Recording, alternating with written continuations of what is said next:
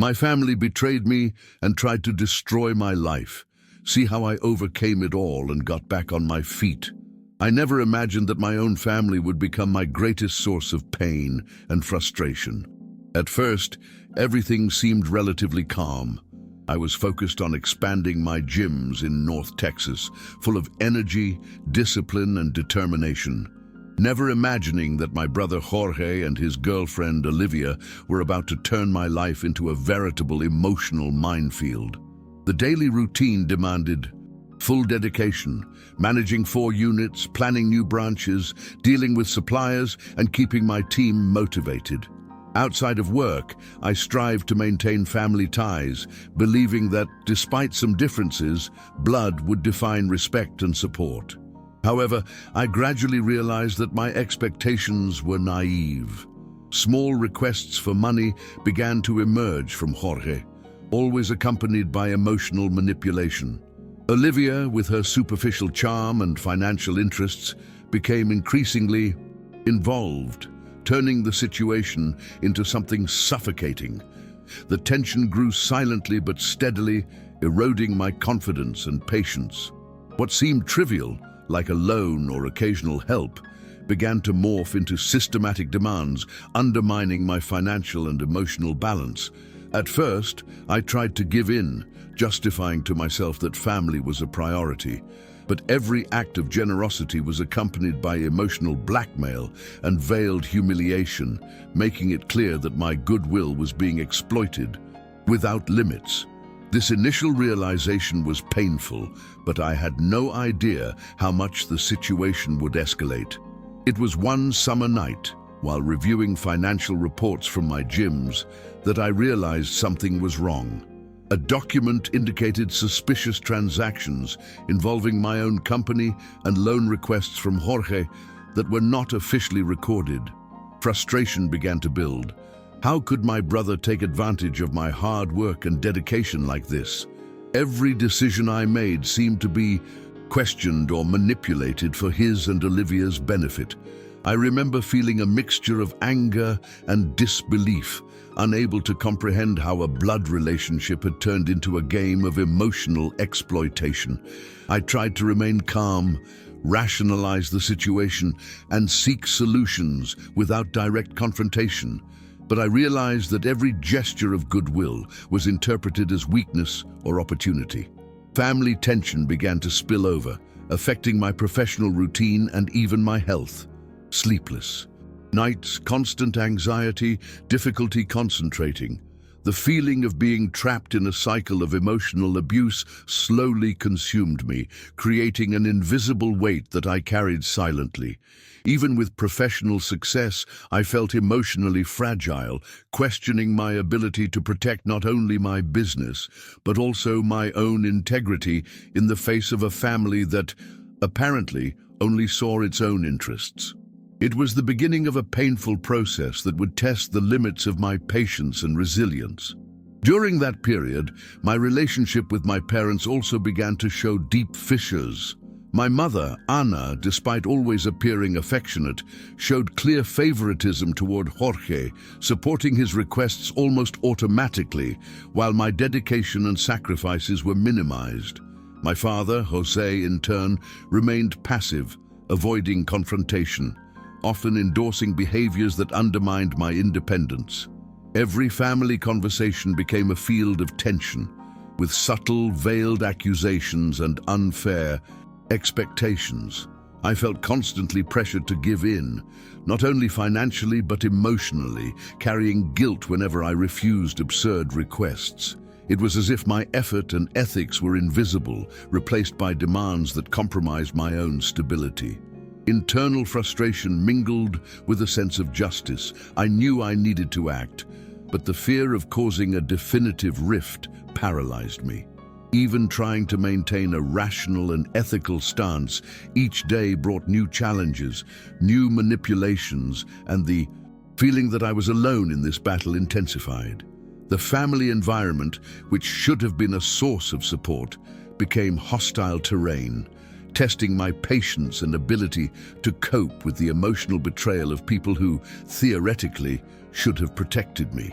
Every moment of dialogue felt like a test of endurance, and I had to find the strength to resist the pressure, even when maintaining my boundaries seemed impossible.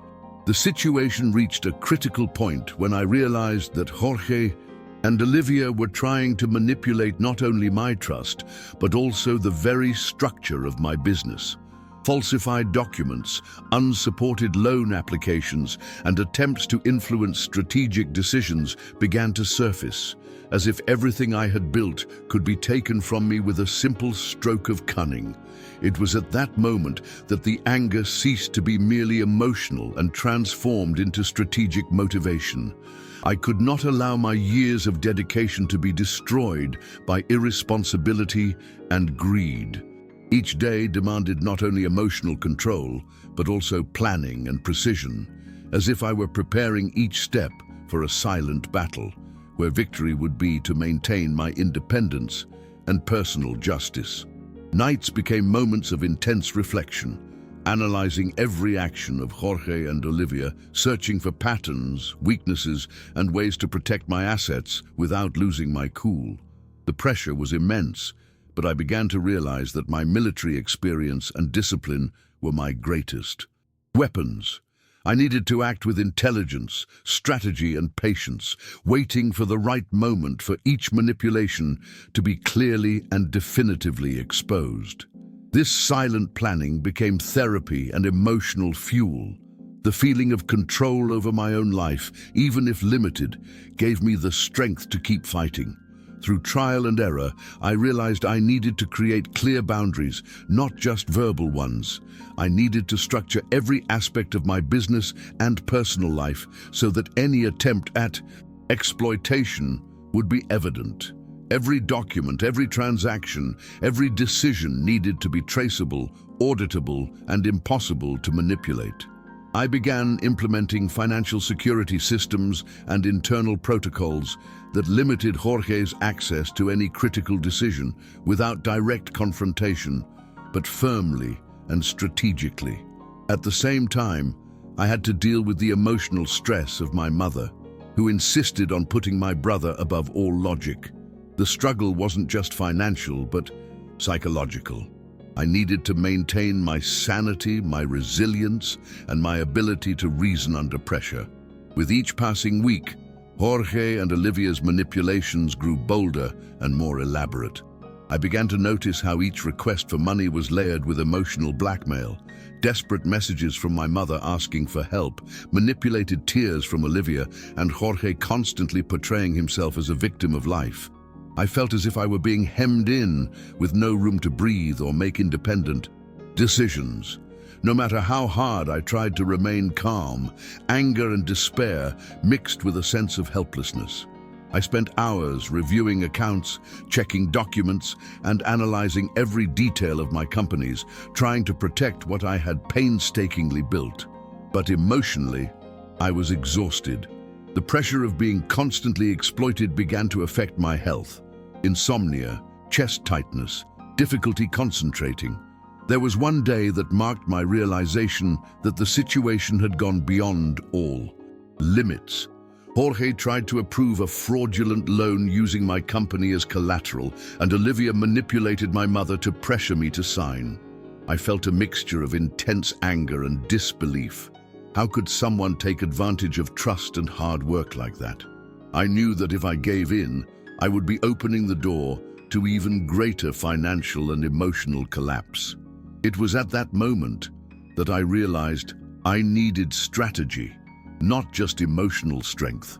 I began documenting every suspicious action, every manipulative conversation, and organized everything so that when necessary, I could expose the fraud without putting myself at risk. At the same time, the emotional burden was mounting. Feeling that my family saw me not as an ally, but as a source of resources was devastating. Anger began to transform into motivation to act, but there was also the fear that any misstep could destroy the trust of clients, partners, and employees who depended on me. It was a complex situation where every move needed to be calculated, and my patience was tested daily. During this period, my relationship with my parents became even more complicated. Ana, my mother, insisted on justifying all of Jorge's mistakes, pressuring me with phrases like, "You're not being supportive of your brother," or "He needs you more than ever." My father, Jose, remained silent, avoiding confrontation, but passively accepting my mother's manipulations. The feeling of injustice consumed me. I realized my ethics, my effort, and my discipline were constantly ignored. I felt alone in an emotional minefield, and that any sign of weakness could be exploited against me. The days became long, heavy, and exhausting, and the emotional pressure threatened my sanity. I began to question my own ability to keep the business running while dealing with increasingly complex family crises. There were times when I almost gave up, thinking that perhaps it would be easier to give in, to let go of everything, and let them face their own consequences. But an inner voice reminded me of everything I had built, the sleepless nights, the physical and mental effort, and the dream of keeping my companies and my autonomy intact. It was at this point that I realized I needed to transform my anger and frustration into concrete action. I couldn't continue being a victim of manipulation. I needed to create firm barriers and clear strategies to protect what was mine. I began studying how to legally expose the fraud, collecting documentary, evidence, emails, messages, and transaction records. Each step was carefully planned, and my military discipline became a valuable asset once again. It was exhausting but also liberating to realize that even in the face of profound emotional abuse, I still had control over my own actions. With each document collected, the feeling of being able to restore my autonomy grew stronger. At the same time, the emotional challenge remained, dealing with my mother's guilt, Olivia's veiled threats, and Jorge's resistance required constant inner strength. I realized that overcoming it wouldn't be instantaneous or easy, but each small victory, each piece of organized evidence, brought me closer to the moment when I could finally turn the tables without sacrificing my ethics and values. Amidst this turmoil, there came a day when almost everything fell apart. I received a call from Jorge, with Olivia in the background, demanding a significant transfer, citing a non-existent emergency. The emotional and financial pressure mounted, and for a few seconds, I felt like resignation might be the easiest way out. However, I remembered all the times I'd given in the past and the devastating consequences that followed. It was at that moment that I decided I would no longer give in to emotional blackmail. I took a deep breath, organized my documentation, and devised a strategic plan to confront the situation legally and safely, without losing my composure or giving up on justice. The tension at this point was at its peak, but something inside me shifted. The feeling of being in control began to replace the frustration, and for the first time, I felt that my overcoming was beginning to take real form, not just as an idea, but as concrete and calculated action.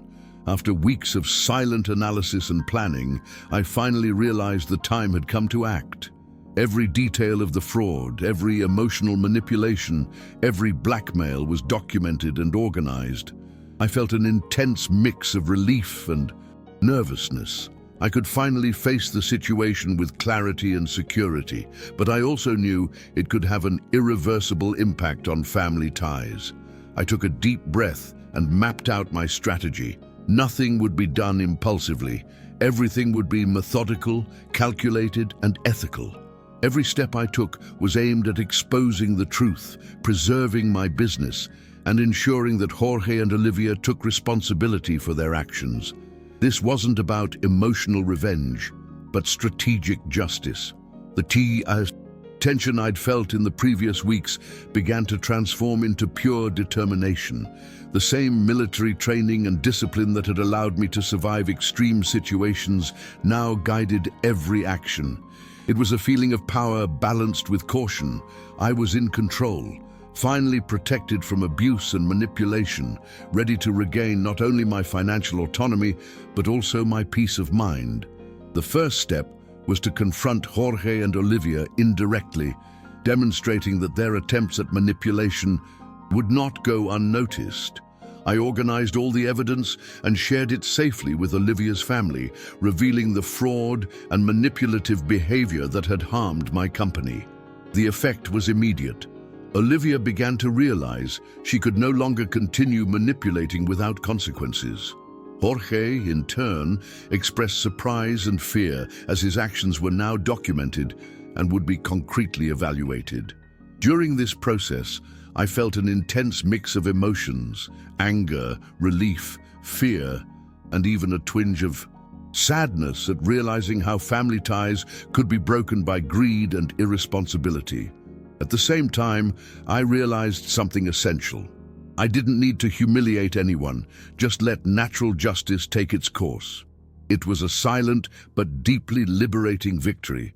For the first time, I felt that my determination and patience were paying off, that careful strategy, emotional control, and discipline were allowing me to turn the tide without exposing myself to risk or losing my integrity. Over the next few days, I watched the consequences unfold naturally.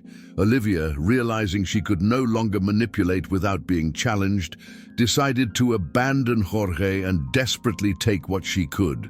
Jorge, finally confronted with the reality of his choices and the impossibility of continuing to depend on me, began to face serious financial problems. Each move was a lesson in responsibility and consequences. What had previously seemed like an endless cycle of exploitation now turned into a learning experience, painful for them, but necessary. I, on the other hand, felt a growing sense of freedom and relief.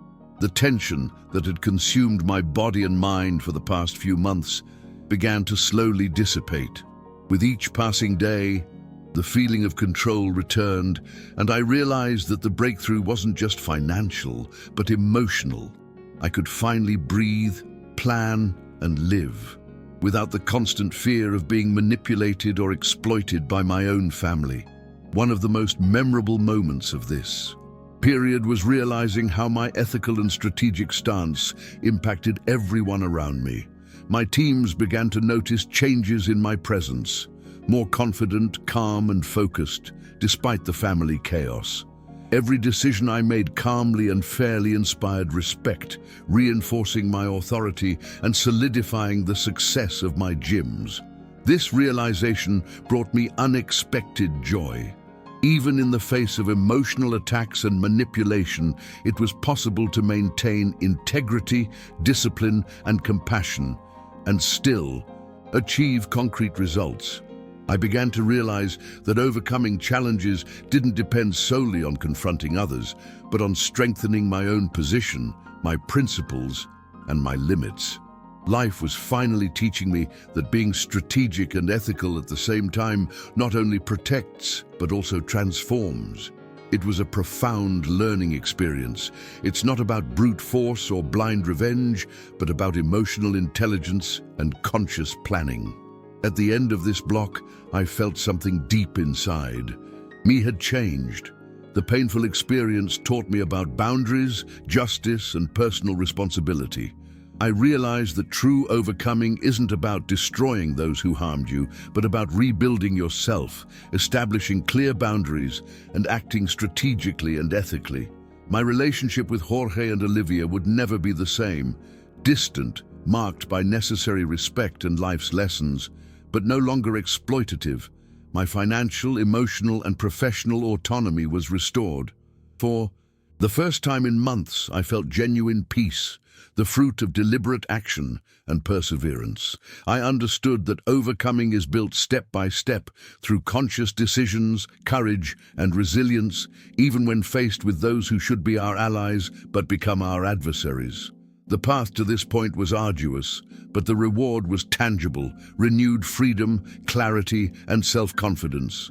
After exposing the manipulations and allowing the natural consequences to unfold, I felt a profound shift. In my daily life, the constant tension that once consumed me gave way to a renewed sense of control and clarity. Every step I took to protect my business and my autonomy was now consolidated. Tighter control systems, clear internal protocols, and well-defined family boundaries. I realized that overcoming them wasn't a one-time event, but an ongoing process of discipline, vigilance, and self-awareness. The sense of freedom that invaded me was accompanied by silent gratitude. I could finally focus on what truly mattered without being held hostage by the expectations and blackmail of others. At the same time, I began to reflect on my own vulnerabilities, on how allowing emotional manipulation cost me energy and confidence. This awareness became a powerful tool.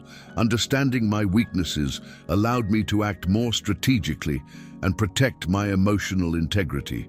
My relationship with my mother, Anna, and father, Jose, also began to reshape itself, albeit cautiously. With the manipulations clearly exposed and my firm stance, they finally began to see the difference between support and connivance with harmful behavior. It wasn't a quick process, nor was it entirely comfortable, but there was a gradual shift. Fewer unfair demands, less pressure, and a clearer perception of my autonomy. I learned that family boundaries don't mean cutting ties, but establishing mutual respect and responsibility. This realization brought immense relief, as it allowed me to interact with them without constant fear of exploitation or emotional manipulation. More than that, I began to value myself as an individual, recognizing that my dedication, discipline, and ethics are strengths that no one can take away, not even those closest to me who should support me. In the professional realm, overcoming obstacles also consolidated. The gyms continued to grow, now with safer and more strategic management, and the risks of internal manipulation were minimized. Each victory in this area strengthened my confidence. I not only survived the family chaos, but I was also able to protect and expand my legacy. This practical achievement had a direct effect on my self-esteem, feeling that my dedication bore real fruit, and that I could face any adversity without compromising my principles was extremely empowering. Reflecting on this period, I realized that much of overcoming obstacles is not external, but internal. The ability to maintain clarity, focus, and ethics, even in the face of emotional attacks and manipulation, is what transforms challenges into real and lasting personal growth. One of the most important lessons learned during this phase was understanding the value of patience and strategy. Before, I reacted impulsively, driven by anger or the desire to please.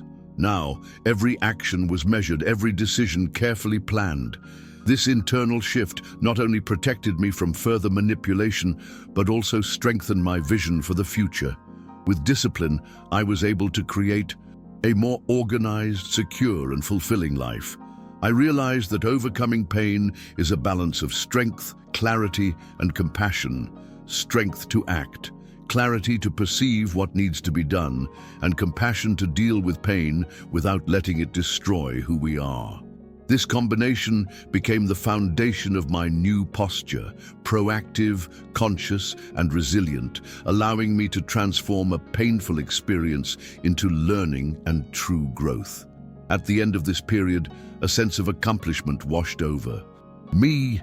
A life that seemed surrounded by manipulation and exploitation transformed into a space of freedom, autonomy, and mutual respect. Jorge faced the consequences, Olivia walked away, and I managed to preserve my business and my peace of mind. More than overcoming a conflict, I felt I had achieved something even greater: my own emotional maturity. I understood that overcoming intense family challenges requires not only courage, but also strategic intelligence and emotional discipline. I learned that life doesn't have to be shaped by injustice or the abuse of others. We can set our own boundaries and protect our path. Each step of this process taught me that true victory lies not in punishing others, but in empowering ourselves to live fully with ethics, clarity, and autonomy. This experience transformed me from the inside out, preparing me to face any future challenge with confidence and poise. As time passed, I realized that the greatest victory lay not only in exposing Jorge and Olivia's manipulations, but in the transformation that occurred within me. Every difficulty, every emotional pressure, and every attempt at manipulation became a learning experience. I began to understand my limits, to value my own ethics and discipline, and to recognize the importance of staying focused on what truly matters.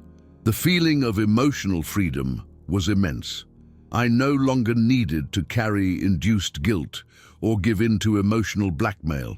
I had learned that setting limits isn't selfishness, but survival and self-love. This understanding became the foundation of my new relationship with life and my family. A firm but serene stance where respect and responsibility replace exploitation and favoritism. I felt that finally my story could be told as an example of strategic resilience, showing that it's possible to turn the tables even when faced with those who should be our allies but become our adversaries. The changes in the family environment took hold. My mother, Anna, gradually began to realize that favoring Jorge unconditionally brought no benefits, only perpetuating mistakes and dependencies. My father, Jose, remained more present, but consciously, learning to observe and not just react to conflicts. The healthy distance I began to maintain with Jorge was essential, not out of resentment, but out of respect for life's lessons. Every interaction began to be guided by clear boundaries, responsibility, and learning. This change was not immediate, nor was it without discomfort, but it brought a balance I had never experienced before. The feeling that I could protect my space and my work without having to sacrifice my emotional integrity brought me profound peace. More than that, I learned to value every moment of autonomy, every decision made consciously, without manipulation, and to realize that true freedom begins when we can act with clarity and firmness. Professionally, this overcoming was reflected in the growth of my gyms. The implementation of secure systems and strategic decision-making ensured business stability and expansion. This painful experience taught me the importance of protecting not only financial resources, but also the trust of employees and clients. Each professional achievement took on a deeper meaning because it was linked to my ability to overcome personal and family challenges. The sense of autonomy and fulfillment blended with a quiet gratitude for my own discipline and perseverance.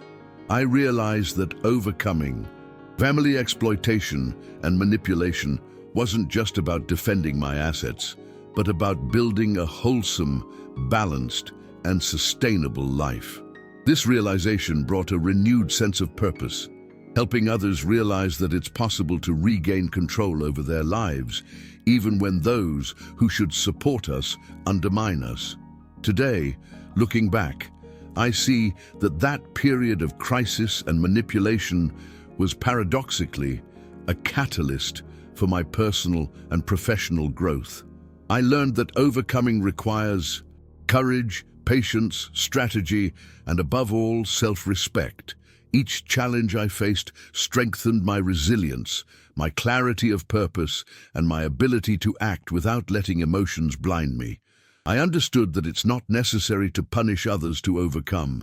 It's enough to act firmly, ethically, and intelligently, allowing the natural consequences to teach the lesson. This perspective completely changed my relationship with my family, my business, and myself.